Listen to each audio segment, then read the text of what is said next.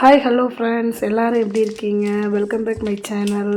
இன்றைக்கி மீல் மேக்கரை வச்சு ஒரு ரெசிபி செய்ய போகிறோம். மீல் மேக்கர் சுக்கா தான் செய்ய போகிறேன். ஃபஸ்ட்டு மீல் மேக்கர் ஒரு சுடுதண்ணியில் ஒரு 1/4 மணி நேரத்துக்கு நல்லா ஊற வச்சுட்டேன். அதுக்கப்புறம் இந்த மாதிரி புழிஞ்சு நல்லா தண்ணி கொஞ்சம் கூட இல்லாமல் நல்லா இந்த மாதிரி புழிஞ்சு நம்ம வச்சுக்கிறோம். அதுக்கப்புறம் இதில் ஒரு 1.5 ஸ்பூன் மிளகாய்த்தூள், ஒரு 1/2 ஸ்பூன் மஞ்சள்தூள் சேர்த்துருக்கேன்.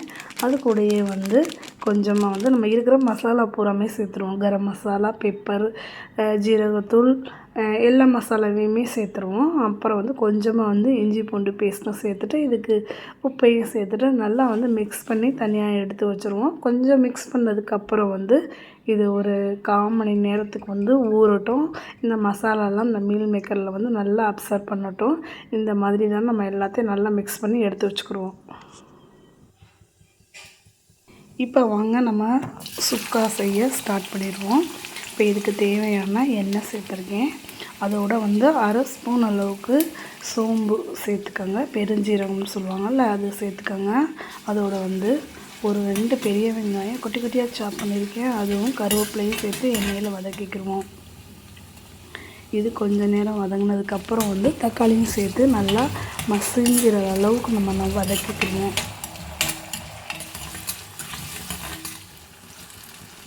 இப்போ நம்ம மசாலாலாம் சேர்த்து ஊற வச்சுருந்தோம்ல, அந்த மீல் மேக்கரையும் இதோட எண்ணெயில் நல்லா சேர்த்துக்கிடுவோம். சேர்த்து நல்லா சுருள இதை மிக்ஸ் பண்ணிக்கிட்டே இருப்போம்.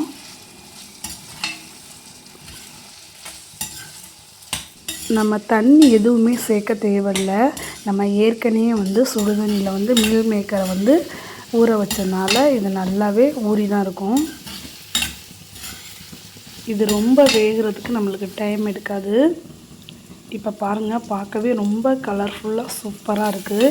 இது 1 பாட் ரைஸ்க்கு பூரா வச்சு சாப்பிட்றதுக்கு ரொம்ப சூப்பராக இருக்கும். இப்போ நம்மளுக்கு நல்லா சுக்கா ரெடி ஆயிடுச்சு. இது நம்மளுக்கு அப்படியே கறி டேஸ்ட் மாதிரியே தான் இருக்கும். கண்டிப்பாக இதே மாதிரி ஒரு தடவை ட்ரை பண்ணி பாருங்கள்.